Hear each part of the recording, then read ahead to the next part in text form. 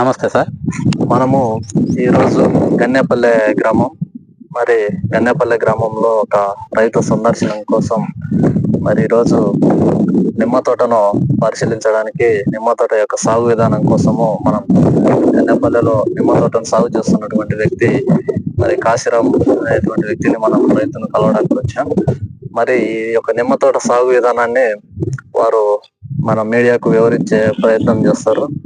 అన్న, ఈ యొక్క నిమ్మ తోట అనేది సాగు విధానం ఎలా మీరు తయారు చేస్తున్నారు? మరి ఈ నిమ్మ తోట మరి దీని సాగు విధానం అయితేనేమి, దీనికి ఒక ఖర్చు పెట్టుబడి ఎట్లా ఉంటుంది, మనం ఒకసారి మీడియాకు వివరించండి. నమస్తే అండి, నా పేరు కాశీరాం. అది గన్నెపల్లె గ్రామం, అర్ధవేడు మండలం.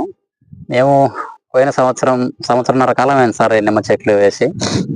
బాలాజీ రకం సార్ ఇటు పేరు. ఇటుకు తక్కువ ఖర్చునే అనుకొని ఇప్పుడు మొక్క ఒక 100 రూపాయల లోపే పెట్టి తీసుకొచ్చాం సార్. ప్రభుత్వం తరపు నుంచి కూడా ఎన్ఆర్జీఎస్ అని చెప్పి మొక్కలు డబ్బులు వేస్తామని చెప్పి పోయిన సంవత్సరం అటుగా బాగానే వచ్చినా సరే, కానీ ఈ సంవత్సరంలో పెద్దగా రాలేదు సార్. దీనికి ప్రభుత్వం కూడా కొంచెం గుర్తించి ఏదైనా చేస్తే బాగుంటుంది చెప్పి ఆశిస్తున్నాము.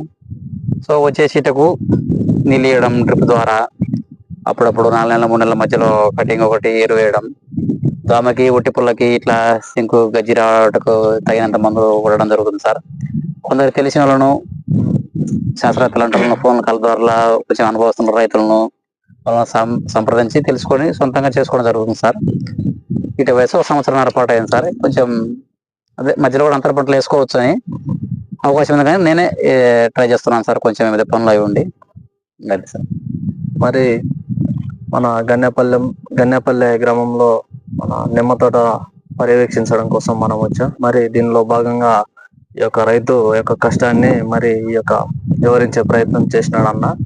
మరి ప్రతి ఒక్కరూ కూడా ఈ యొక్క సాగు విధానాన్ని గమనించి మీరు కూడా మీ యొక్క ప్రదేశాల్లో ఇలాంటి పంటలను ప్రోత్సహిస్తే బాగుంటుంది అని నేను అనుకుంటాను. Thank you to one and all. Thank you sir. Thanks.